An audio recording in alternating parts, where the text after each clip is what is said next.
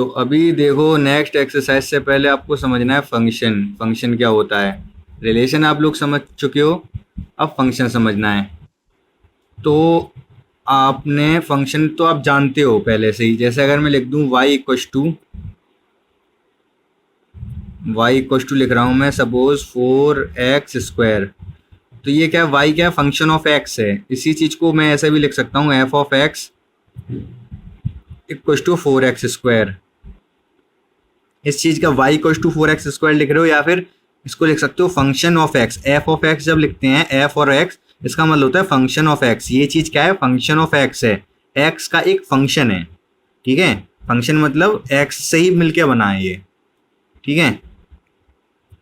तो इसी तरीके से अब हमें समझना है कि रिलेशन और फंक्शन में क्या फ़र्क है। तो डेफिनेशन लिख दे रहा हूँ मैं पहले फंक्शन की, यहाँ पर ही लिख देता हूँ। A relation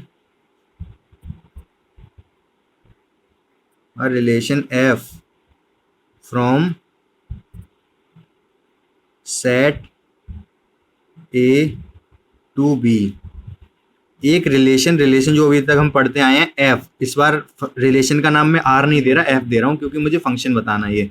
a relation F from set A to B, A से बी तक है वो, फ्रॉम ए से B is called a function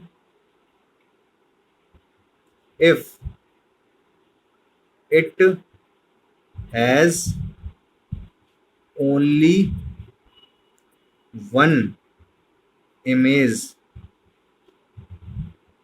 in set B।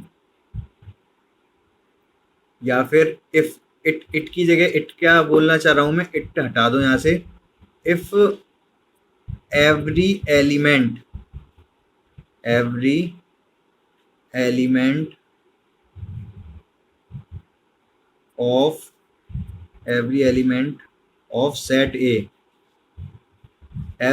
of set A has only one image in set B। क्या कहना चाह रहा हूं पहले वो समझो, फिर क्यों कहना चाह रहा हूं फिर वो समझेंगे। तो पहले एक बार हम ये डेफिनेशन का मतलब समझ लेते हैं क्या है। कि अगर हमारे पास दो सेट हैं ए और बी, इसमें कुछ एलिमेंट है सपोज एक्स वाई जेड, इसमें कुछ एलिमेंट है 1 2 3 4 5, कुछ भी ले सकते हो।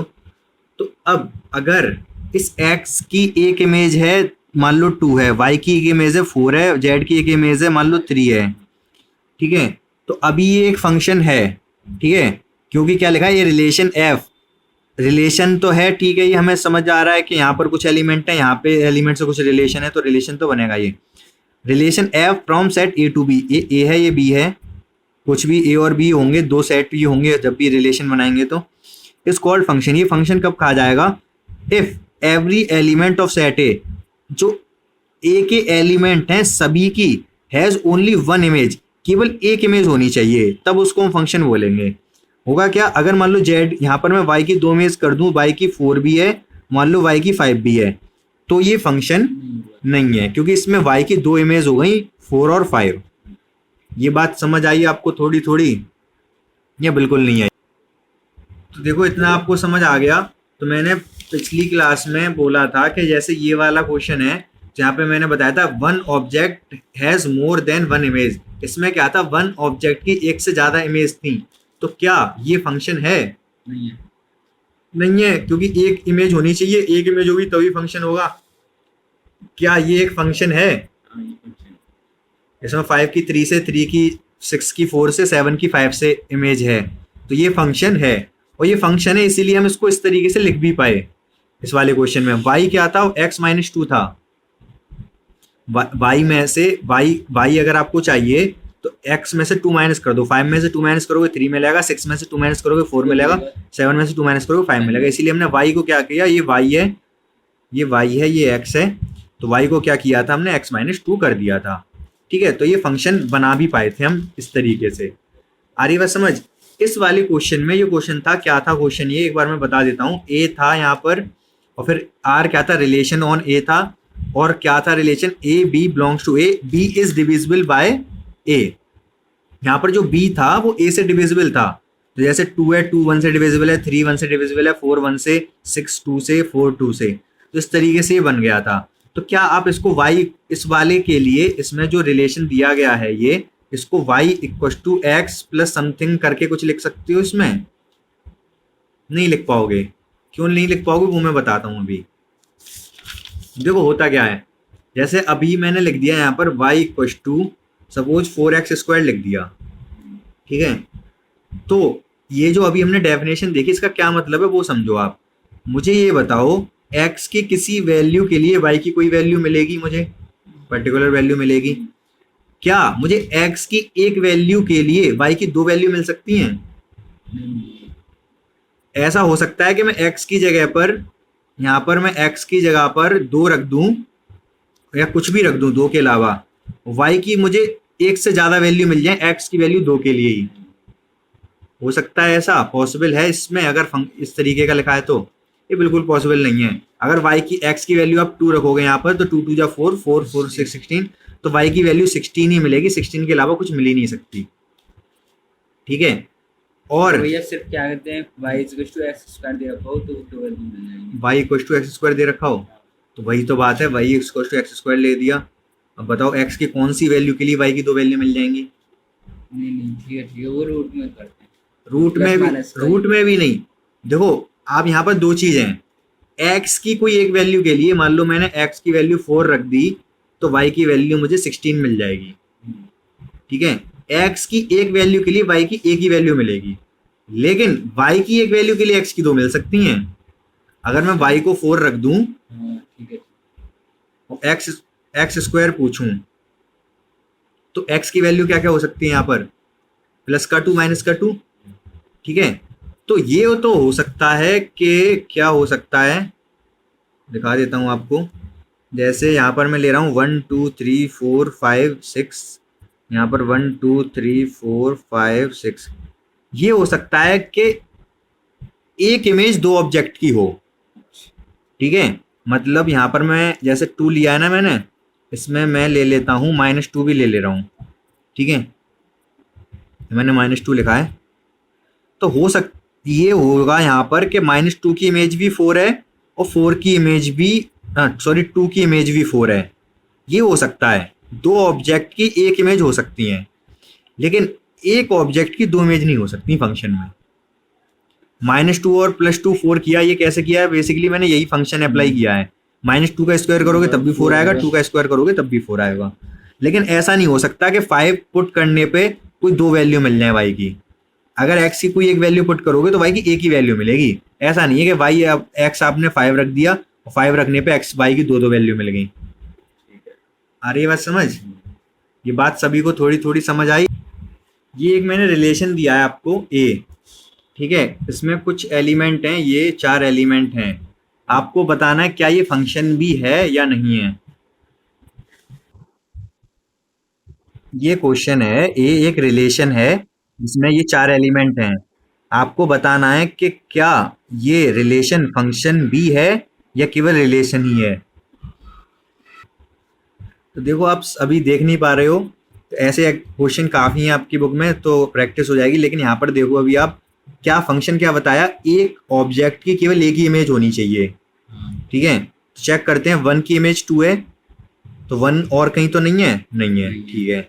3 की इमेज 2 है, 3 और कहीं तो नहीं है, 3 की इमेज 4 भी है, तो 3 की इमेज 2 भी है, 3 की इमेज 4 भी है, तो एक ही ऑब्जेक्ट की दो इमेज हो गई, मतलब ये फंक्शन नहीं है। आगे बस समझ, एक ऑब्जेक्ट की केवल एक ही इमेज होनी चाहिए। क्लियर है ये बात सभी को? नेक्स्ट एग्जांपल एक और सेट ले रहा हूँ बी, ये आपको बताना है फंक्शन है कि नहीं। 1,2 है इसमें और 3,2 है इसमें और 4,5 है इसमें और 3,2 है। ये दो बार ले लिए 3,2 दो बार ले लिया, हटा दो तो। और 6,7 है और 7,5 है, 6,5। इसको बताओ जल्दी से क्या ये फंक्शन भी है या नहीं। बता रहे हो आप। तो यहाँ पर हमें चेक करना है 1 की इमेज 2 है। आवाज कट रही है आपकी।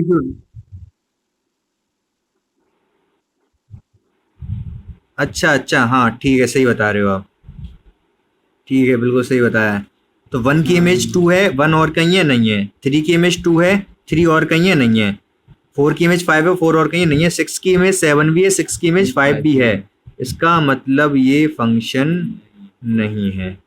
ठीक है, सी ले रहा हूँ, एक और रिलेशन ले लो। इसमें 1, 2 है, 2, 3 है, 3, 4 है, 4, 5 है, और 5, 1 है। तो जल्दी से बता दो ये फंक्शन है कि नहीं। नहीं, ये नहीं है। ये फंक्शन है मतलब। ये फंक्शन है। 1 की इमेज 2 है, 1 और कहीं है नहीं। 2 की 3 है, 2 और कहीं है नहीं। 3 की 4 है, 4 की 5 की 4 है, कहीं है नहीं। 5 की 1 है, कहीं है ही नहीं 5। तो ये तो फंक्शन होगा ही होगा। तो ये आपको समझ आ गया कंसेप्ट।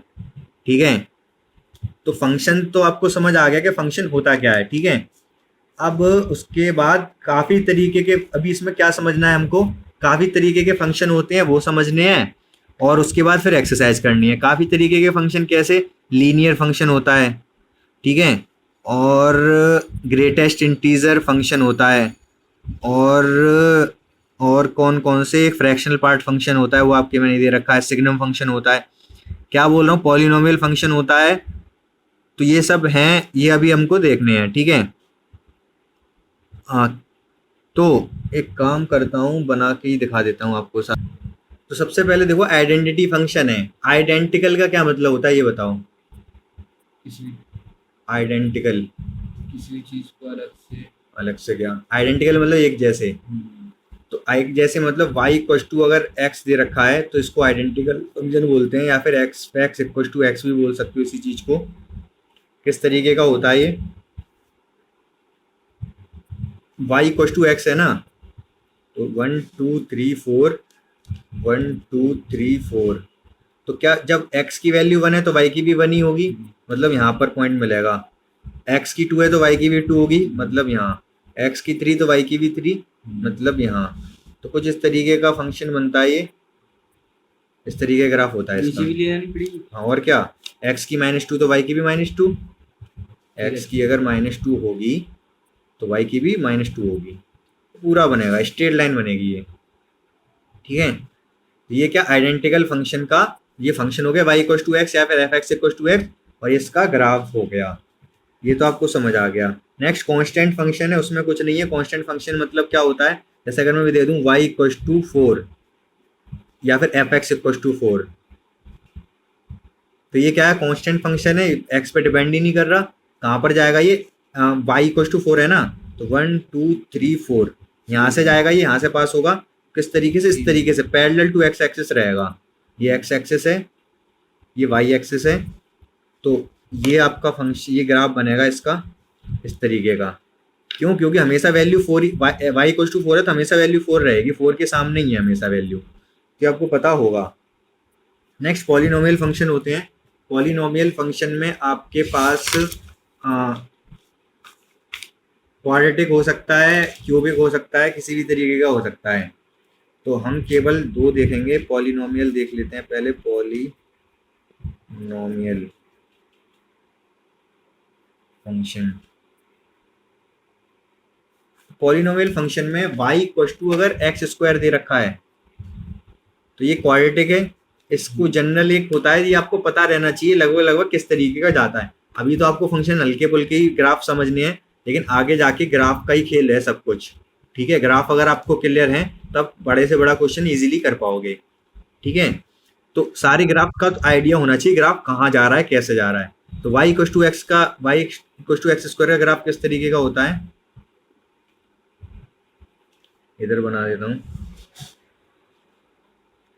तो होता क्या है, आप कुछ सोच के देखो एक बार, कि अगर यहाँ पर आपने वैल्यू रखी x की 2, तो y की वैल्यू कितनी मिलेगी 4। x की वैल्यू 1 रखोगे तो 1, तो 1, 2, 3, 4, 5, 6, 7, तो x की वैल्यू 1 पे 1 मिलेगी, y की वैल्यू x की वैल्यू 2 पर 4 मिल जाएगी, x की वैल्यू -1 पे कितनी मिलेगी, x की वैल्यू -1 तो y कितना मिलेगा, 1 + 1 ऊपर ही जाएगा, मतलब x की वैल्यू -2 पे कितना मिलेगा, 4 प्लस का 4 मतलब यहाँ पर, और x की वैल्यू 0 पे y कितना मिलेगा, 0 मतलब यहाँ पर। तो किस तरीके से जाएगा ये, कुछ इस तरीके से जाएगा, और ये कर्व्ड होता है, थोड़ा स्ट्रेट लाइन नहीं होती है, स्ट्रेट लाइन नहीं होती, ऑब्वियस सी बात है स्ट्रेट लाइन नहीं होगी, क्यों, क्योंकि यहाँ पर पावर ज्यादा हो गई। स्ट्रेट लाइन कब मिलती है हमें ग्राफ में, जब ये लीनियर इक्वेशन हो, ठीक है, लीनियर मतलब पावर ना हो x की। अभी एक्स स्क्वायर है, एक्स स्क्वायर से क्या मतलब समझ रहे हो आप, एक्स स्क्वायर का मतलब ही रैपिडली बढ़ेगा, एक्स की वैल्यू जैसी 2 हुई y की 4 हो गई, मतलब एकदम से चेंज हो रहा है, तो एकदम से जल्दी जल्दी बढ़ना स्टार्ट हो जाएगा ये, ठीक है। तो इस तरीके से ग्राफ बनता है किसका, y = x² का, समझ आ गया होगा आपको। ये ऊपरी साइड होता है पूरा पॉजिटिव साइड, थोड़ा कर्व्ड होता है, ये ऊपरी साइड होता है पूरा, नीचे नहीं जाएगा ये। अगर हम बात करें y = x³ की, तो भैया ये नीचे चला जाएगा, ये नीचे जाएगा।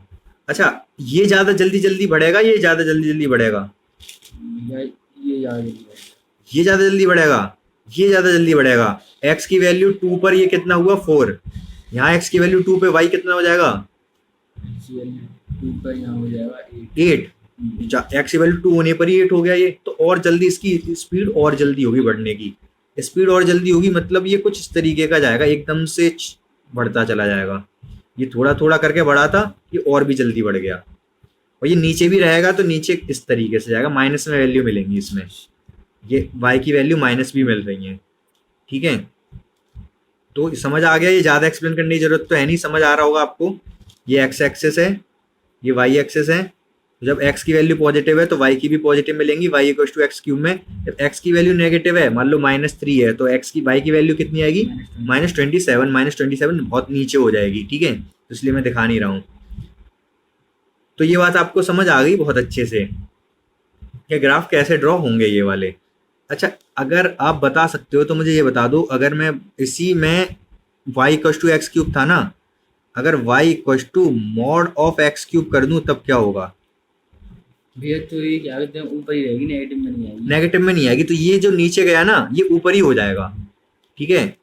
होगा क्या, ये x³ है, नीले से कर दे रहा हूँ इसको, और नीले से इसका ग्राफ भी बना दे रहा हूँ, ये इस तरीके का हो गया, ठीक है। जब प्लस होगा तो ये भी इधर ही जाएगा, ये तो इधर था ही पॉजिटिव में, ये दोनों हो सकता है आपको सेम लग रहे हो बट सेम नहीं है, ये थोड़ा स्लोली इंक्रीज हो रहा है, ये बहुत जल्दी इंक्रीज हो रहा है x³ की वजह से। तो ये बात थोड़ी थोड़ी आपको समझ आ जानी चाहिए, नहीं समझ आया है तो आप लोग पूछ लेना। नेक्स्ट है रेशनल फंक्शन। रेशनल फंक्शन समझ लो आप क्या होता है।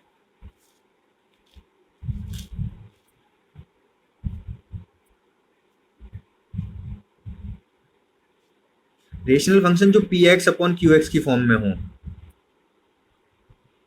px/qx का क्या मतलब है कि यहाँ पर मान लो कोई मैंने फंक्शन fx दे दिया और इसका दे दिया x² + 4x, डिनोमिनेटर में दे दिया 6x² + 6। तो ये क्या है, ये रेशनल फंक्शन है। इसका ग्राफ तो बनाने में थोड़ा डिफिकल्ट बनेगा, लेकिन हमें जो फिलहाल समझना है वो समझना है fx = 1/x का ग्राफ कैसा होता है, ये समझना इंपॉर्टेंट है, क्योंकि ये तो आप अगर सोच पा रहे हो तो जल्दी से सोच के बताओ मुझे किस तरीके, ये x है, ये y एक्सेस है, तो जैसे जैसे मैं x की वैल्यू इसमें बढ़ाता जाऊंगा, x की वैल्यू 0 पे fx कितना होगा, भैया ये हो जाएगा इनफाइनाइट। x की वैल्यू 0 रखूंगा तो 1/0 इनफाइनाइट होता है, तो इनफाइनाइट तो कुछ होता ही नहीं है, x की वैल्यू 0 पे मतलब फंक्शन मिलेगा ही नहीं, इनफाइनाइट से आएगा मतलब ऊपर से आएगा। अगर मैं यहाँ पर 0.1 भी रख दूँ, 0.0001 भी रख दूँ, तो वो पॉइंट हट के ऊपर पहुंच जाएंगे, बहुत बड़ी वैल्यू आएगी, मतलब इनफाइनाइट से आएगा, ऊपर से आएगा ग्राफ ये, ठीक है। इनफाइनाइट से आ रहा है, छू नहीं रहा है वाई एक्सिस को, लेकिन ऊपर से आ रहा है। जैसे जैसे x की वैल्यू बढ़ाता जाऊंगा fx की वैल्यू कम होती जाएगी, 2 करूंगा तो 1/2, 3 करूंगा 1/3, 100 करूंगा तो 1/100, 1000 करूंगा 1/1000। जैसे जैसे x की वैल्यू बढ़ेगी वैसे वैसे fx की वैल्यू घटेगी, तो जैसे जैसे x की वैल्यू इधर लेता जाऊंगा y की वैल्यू नीचे आती जाएगी। और जब मैं x को अगर इनफाइनाइट कर दूं तो fx कितना, जीरो हो जाएगा, मतलब y जीरो हो जाएगा। तो इनफाइनाइट करने का मतलब है इधर इनफाइनाइट, इनफाइनाइट तो होता नहीं है, जीरो तो कभी नहीं होगा, लेकिन ऑलमोस्ट टच करेगा ये इनफाइनाइट पे जाके। तो ये हो गया ऊपर वाले जब x पॉजिटिव है। नेगेटिव होगा तब क्या होगा, यही चीज होगी बट थर्ड क्वाड्रेंट में होगी।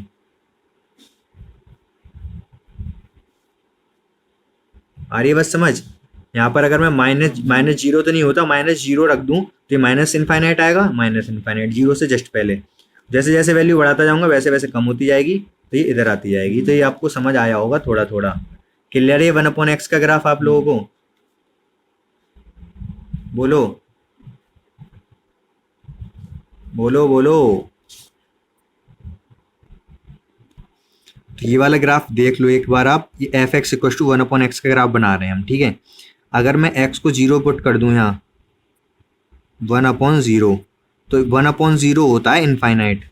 तो जब x जीरो मतलब यहाँ पर, तो y की वैल्यू कितनी, इनफाइनाइट। इनफाइनाइट तो कुछ होता नहीं है, मतलब यहाँ बहुत ऊपर जाके टच करेगा, तो ये इसलिए थोड़ा इधर से बनाया है।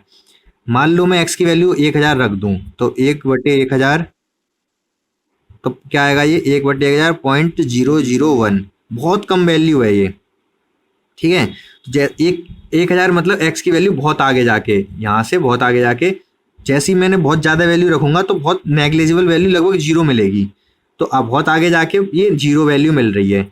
और जैसे जैसे मैं बढ़ाता जाऊंगा तो देखो, जैसे मान लो जीरो रखी थी, अगर इसी को देखो, अगर मैं बढ़ाता जाऊँ एक्स की वैल्यू, मान लो मैं एक्स की वैल्यू 1 रख दूँ तो 1 मिलेगी वैल्यू। एक्स की वैल्यू 1 रखूंगा, एफ एक्स क्या है 1/x, 1/x, तो 1 रखूंगा तो 1/1, 1/1 मतलब 1 मिलेगा। तो जब x की वैल्यू 1 है तो y की वैल्यू भी मुझे 1 मिलेगी। और उसके बाद क्या होगा, जैसे ही x की वैल्यू 2 रखूंगा तो 1/2, x की वैल्यू 3 रखूंगा 1/3, x की वैल्यू 4 रखूंगा 1/4। वैल्यू कम होती जा रही है, जैसे जैसे x की वैल्यू बढ़ा रहा हूँ ये कम होता जा रहा है। तो इस तरीके से ये क्या है, वैल्यू जीरो पे इनफाइनाइट, और फिर कम होती होती होती होती कम होती जा रही है, जीरो हो जाएगी लास्ट में जाके। आ रही बात थोड़ी थोड़ी समझ? तो ये है, आप खुद से सोचोगे थोड़ा तो हाँ, थोड़ा खुद से सोचना क्या हो रहा है ये, तो समझ आ जाएगा ये। और इसी तरीके से जैसे ये पॉजिटिव में बना है वैसे ही नेगेटिव में बनेगा। इस वाले ये तीसरे वाले में क्या होता है, एक्स भी नेगेटिव वाई भी नेगेटिव। तो फंक्शन क्या है हमारे पास, वाई इक्व टू 1/x। तो मान लो यहाँ पे आपने -1 रखा है एक्स की वैल्यू, तो वाई कितना आएगा 1/-1, मतलब -1।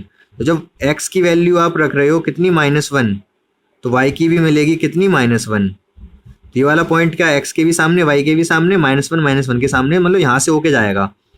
और कहाँ से ये डिक्रीज होगा, जैसे अगर मैं -0 रख दूँ, -0 होता तो नहीं है मान लो, लेकिन कि माइनस में रख रहे हैं वैल्यू हम, जीरो रखने का मतलब -0 का मतलब होता है जीरो से थोड़ा सा इधर, +0 का मतलब जीरो से थोड़ा सा आगे, ठीक है।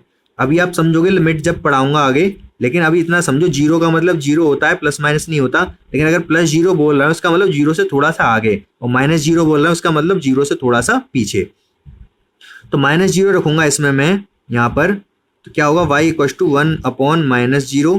तो ये माइनस का इनफाइनाइट आएगा, माइनस इनफाइनाइट मतलब ये, तो माइनस इनफाइनाइट है ये, यहाँ से शुरू हो रहा है और चलता जा रहा है चलता जा रहा है, फिर कम होता जाएगा कम होता जाएगा कम होता जाएगा। अगर मैं x की जगह पे -1000 रख दूँ, 1/-1000, ये माइनस में 0.001 आएगा, मतलब बहुत छोटी वैल्यू माइनस में। तो x की वैल्यू 1000 बहुत इधर होगी, बहुत ज़्यादा पीछे। x की वैल्यू माइनस में इधर होगी, बहुत ज़्यादा पीछे। -1000 रखूंगा तो y की वैल्यू बहुत कम मिलेगी, तो बहुत कम नीचे आता जा रहा है ये। तो अब थोड़ा सा खुद से समझना है, इसको समझ आ जाएगा ये क्या बताना चाह रहा हूँ मैं। बाकी जो बचे कुचे ग्राफ हैं वो हम कल वाली क्लास में देख लेंगे, और बाकी अभी कंसेप्ट क्लास और भी रह गई है फंक्शन पे बेस्ड। हमें फंक्शन के सारे अलजेब्रा समझना है, एडिशन ऑफ फंक्शन, जोड़ना घटाना फंक्शन में कैसे होता है, और कंपोजिट फंक्शन समझने हैं। तो वो सब हम कल की क्लास में समझ लेंगे, और फिर हम एक्सरसाइज कर लेंगे, ठीक है। तो इतना आप पहले रिवाइज कर लेना, इतना रिवाइज कर लेना आप एक बार, क्योंकि जब तक ये रिवाइज नहीं होगा तो आगे का भी थोड़ा कम समझ आएगा, ठीक है। बाकी हम कल मिलते हैं फिर।